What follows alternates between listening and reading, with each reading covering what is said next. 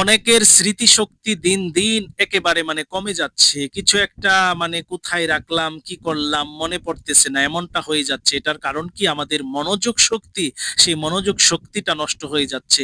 এখন বলবো আমি সেই কথাটা, কিভাবে মনোযোগ শক্তিটা আপনারা বাড়াবেন, স্মৃতি শক্তিটা আপনারা কিভাবে বাড়াবেন।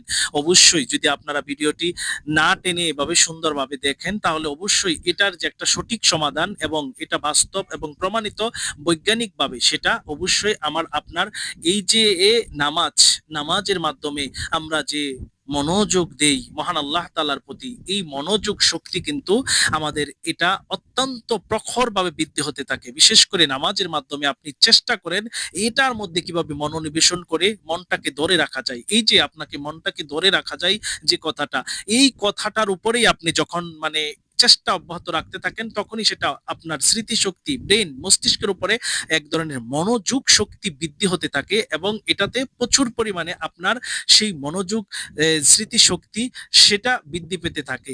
এইভাবে যদি আমরা নিয়ম মতো নামাজ আদায় করি এবং মনোযোগ দেওয়ার চেষ্টা করি, তাহলে এই যে স্মৃতিশক্তি আমাদের, সেটা কিন্তু অনেক পরিমাণে বৃদ্ধি পাবে।